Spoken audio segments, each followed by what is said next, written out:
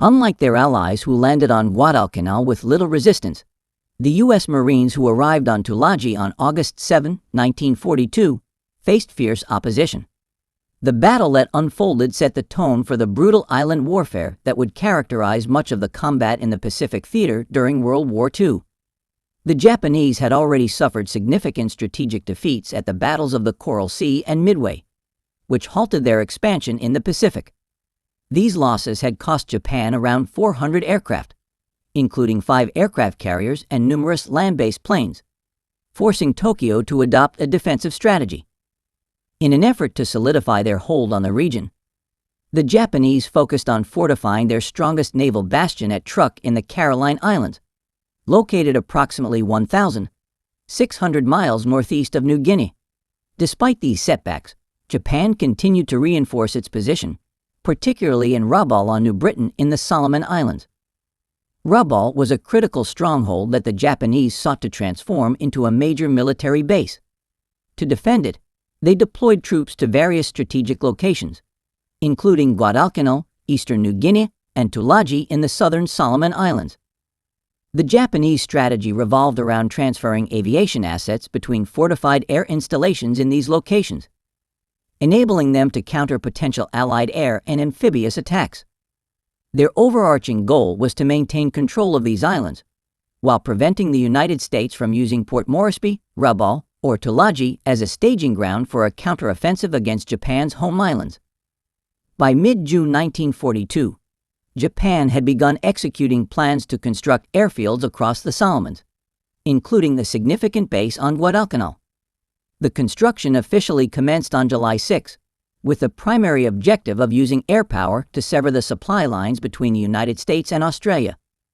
If successful, this strategy would not only hinder American offensive operations, but also threaten critical supply hubs in Fiji, the New Hebrides, and New Caledonia.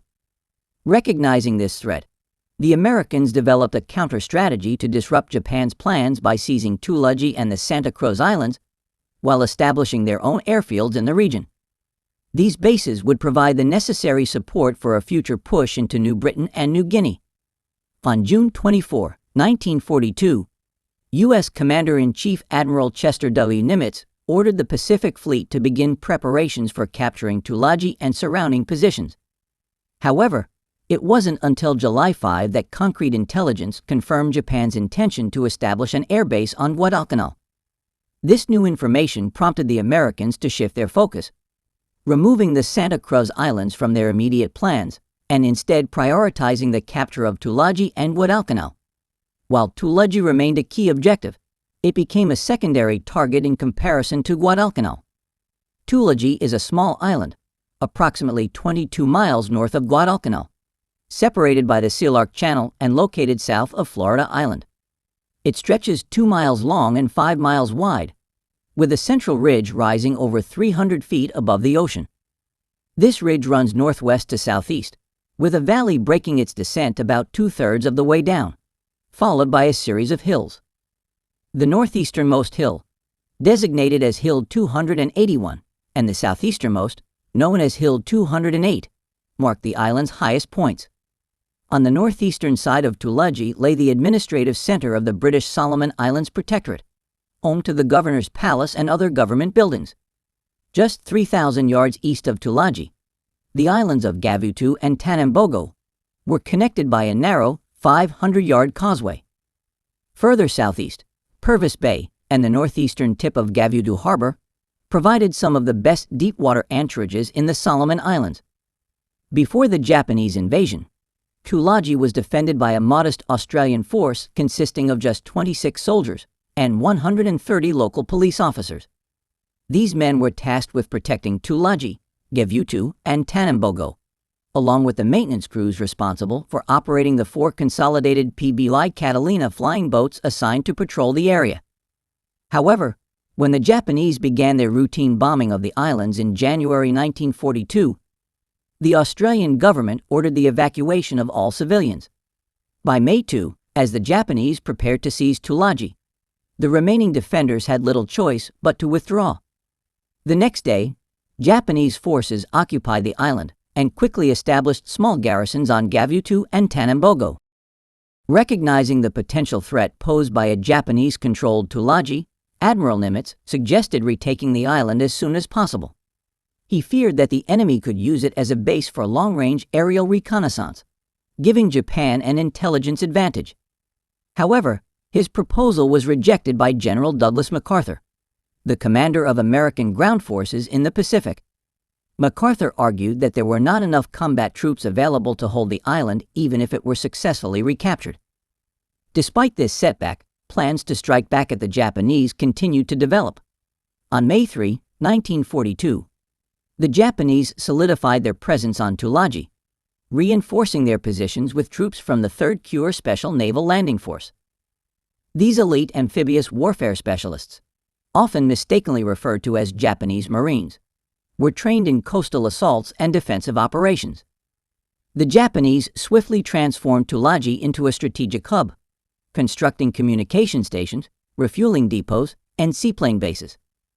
Additional facilities were established on Gavutu, Tanambogo, and Florida Island to further strengthen their hold on the region.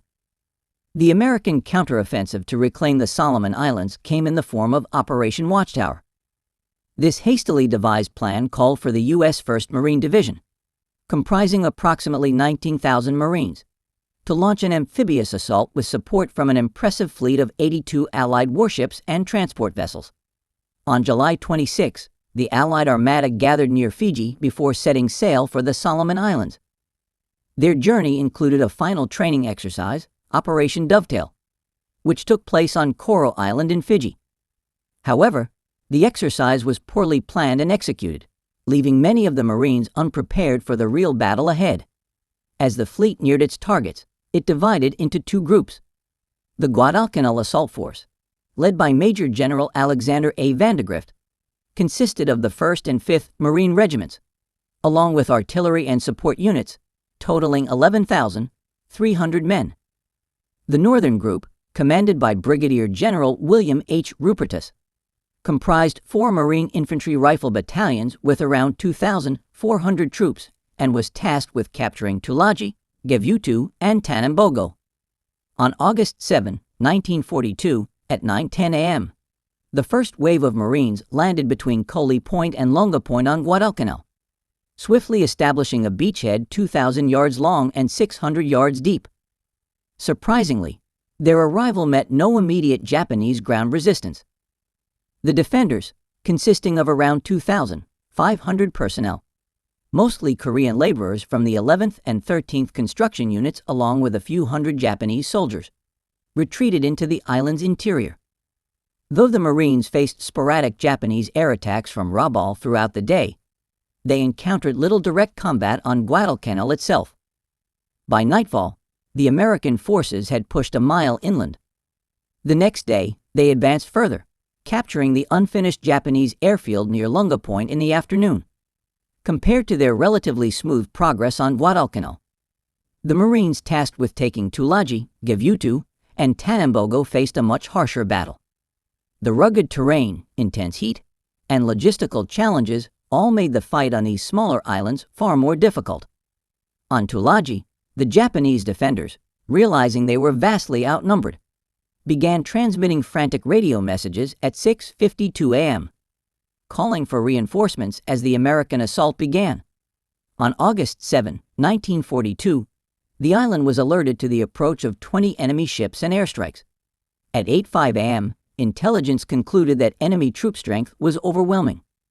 The defenders of the island, recognizing the dire situation, began destroying their equipment and documents. Their commitment was unwavering, vowing to fight to the last man while hoping for continued luck in battle.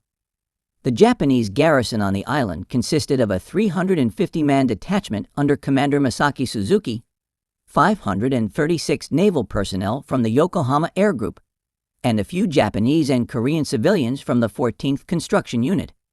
Captain Shashi Miyazaki, who commanded the seaplane-equipped Yokohama Air Group, led about 900 soldiers stationed on nearby islands.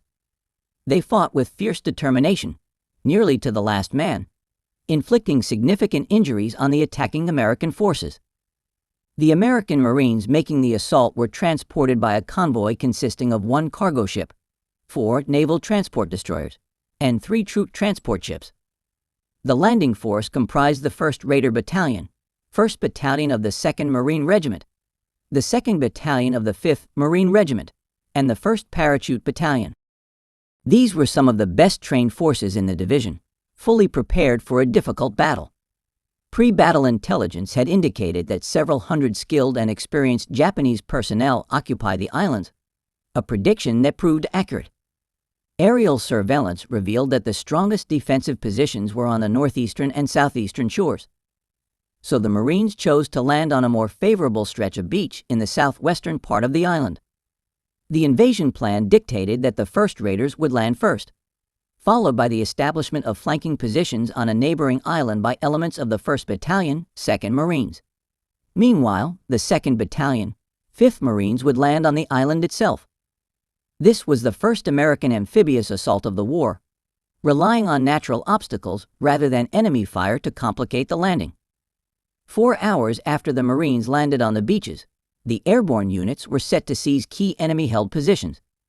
Lieutenant Colonel Merritt Edson, commander of the Raider Battalion, had proposed a reconnaissance of the island before the attack.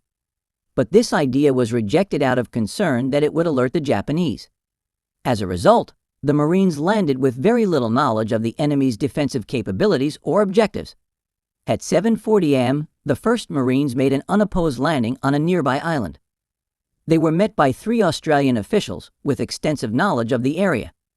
The rest of the battalion prepared for action, securing key high ground positions to overlook the landing zones. The first real resistance was encountered once the Marines advanced inland, as Japanese troops had taken refuge in caves, assuming that the initial bombardment was only a hit-and-run raid. A serious defense was not mounted until the afternoon. The leading Marine companies quickly advanced across the island's terrain. Company B turned right while Company D moved in the same direction, and Company C advanced to the southwestern end of the island. Company A joined Company B by midday, and the combined units moved toward their pre-planned objective. As they neared a Japanese outpost, Company C encountered the first major resistance. A series of quick gunfights eliminated these positions, but not before the company commander, Major Kenneth Bailey, was wounded and a Marine doctor was killed. At 9:16 a.m., the 2nd Battalion, 5th Marines arrived on the beach, while Company E secured the landing area. The newly arrived troops moved to secure the northwestern portion of the island, but found no resistance at first. However, later that evening, Company C came under heavy machine gun fire from a Japanese stronghold on a strategic hill. The Japanese commander, Suzuki, had established a defensive line stretching from the northeastern coast to the southeastern edge of the island, utilizing well-hidden tunnels and machine gun pits reinforced with sandbags. The Japanese forces employed their well-known Pacific Island defense tactics, including ambushes, sniper attacks, nighttime counterattacks, and infiltration of American positions. Throughout the afternoon and evening, the Marines worked to eliminate Japanese defensive positions using small arms and hand grenades. They lacked flamethrowers and specialized explosives, which slowed their progress and led to additional casualties. By nightfall, the Marines had reached the enemy's main defensive line. That night, the Japanese launched a fierce counterattack, nearly cutting off Company C from the rest of the American forces. Desperate bayonet charges and close-quarters combat ensued, with the Marines barely holding their ground. Throughout the night, Japanese infiltrators attempted to sneak past American lines, overrunning a Marine command post and aid station near the landing area.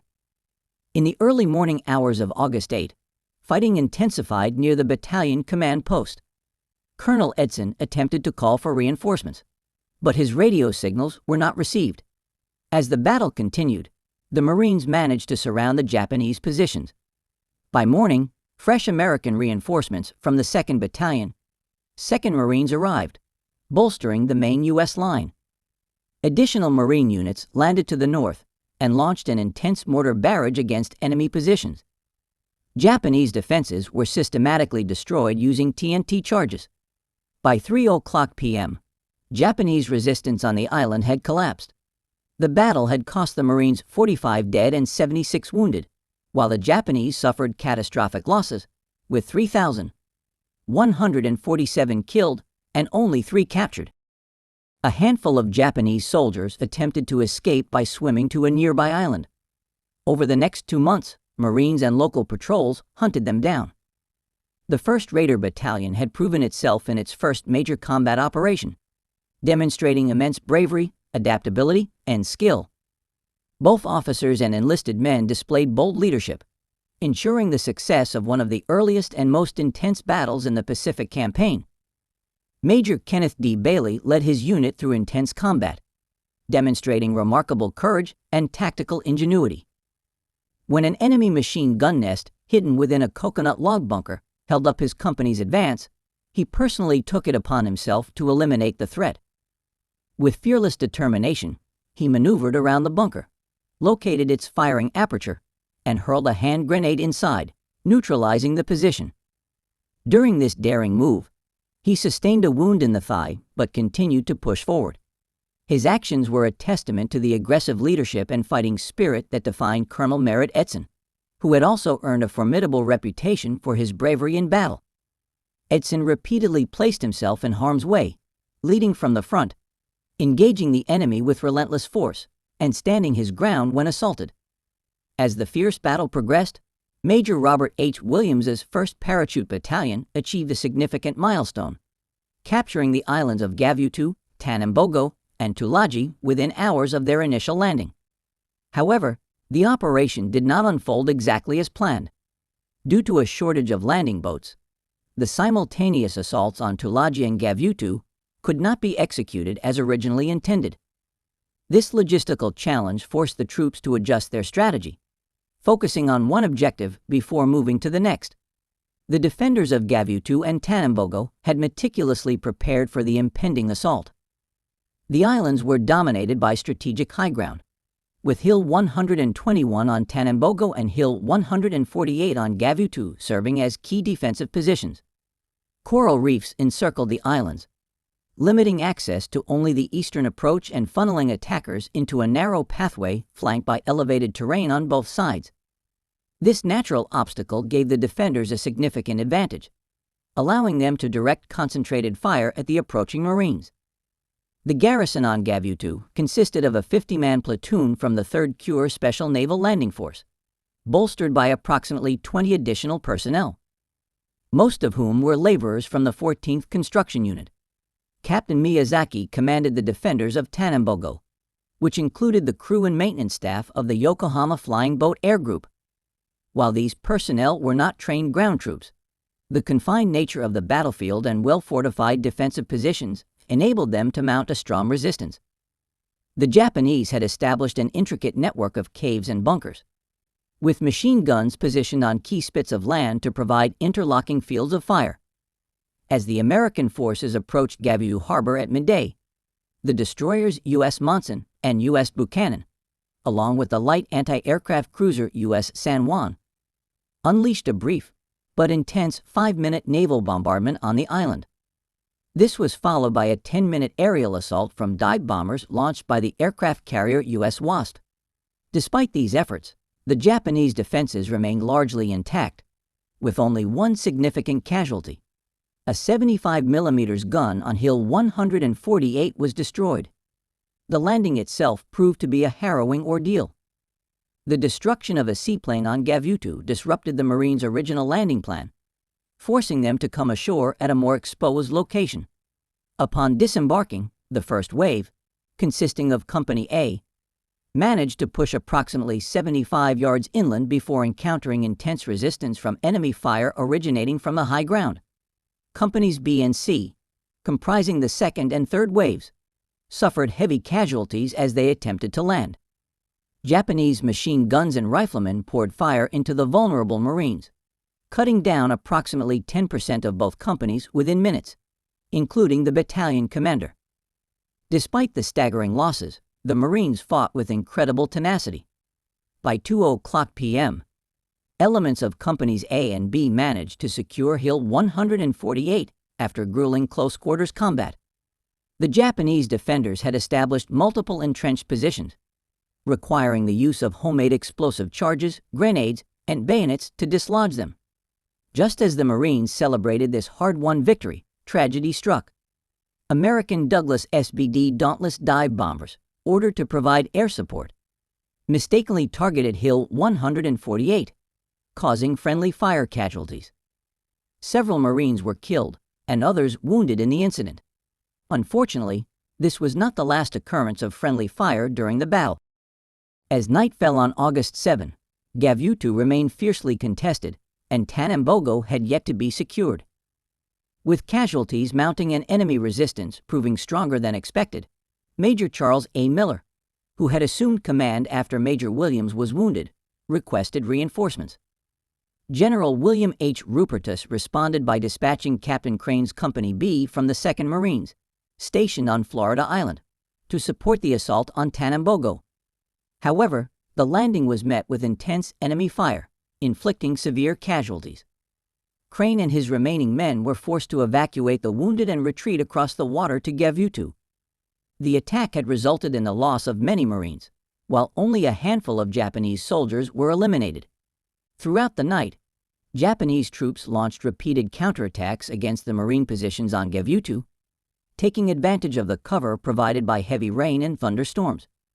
Meanwhile, General Alexander Vandegrift, realizing the need for additional reinforcements, ordered Lieutenant Colonel Randolph Hunt's 3rd Battalion, 2nd Marines, to land and support the paratroopers in their final push to secure the island. Despite facing Japanese machine gun fire from Tanambogo, Hunt's forces pressed on, eliminating the remaining enemy resistance on Gavutu. Another unfortunate incident of friendly fire occurred when a second U.S. naval airstrike mistakenly struck Marine positions, killing 4 and wounding 8. By midday on August 8, the Marines launched their final assault on Tanambogo, supported by naval gunfire from U.S. San Juan and U.S. Buchanan. After a sustained bombardment lasting half an hour, the Marines moved in, bolstered by 2 M5 Stuart light tanks under the command of Lieutenant R.J. Sweeney. As the tanks advanced, they provided crucial support to the infantry. However, disaster struck when one of the tanks outpaced its accompanying troops, leaving it vulnerable. Japanese defenders, led by Captain Miyazaki, swarmed the vehicle, dousing it in gasoline and setting it ablaze. 3 crew members perished inside, while the 4th was severely wounded. The attacking Japanese soldiers were immediately cut down by Marine rifle fire, with Miyazaki and 41 of his men killed in the counterattack. The remaining tank continued to provide covering fire, enabling a platoon from Company K to cross the causeway and press the attack. By 4:40 p.m., the last pockets of Japanese resistance on Tanambogo began to collapse. However, isolated enemy soldiers continued to launch sporadic night raids even after the island was declared secure. It was not until the morning of August 9 that the final defenders were eliminated in brutal hand-to-hand combat involving bayonets, rifle butts, and grenades. The battle for Gavutu and Tanambogo had come at a high cost. Of the 1,300 Marines who fought in the engagement, 70 were killed and 87 wounded. Japanese losses were significantly higher, with 516 dead, 20 captured, and 15 Korean laborers, who had originally been conscripted by the Japanese, surrendering after the battle. In the broader campaign for Tulagi, Gavutu, and Tanambogo, American forces suffered 122 fatalities, while Japanese casualties numbered 863. The aftermath of these intense battles saw the rapid transformation of Gavutu anchorage into a vital naval base and refueling station.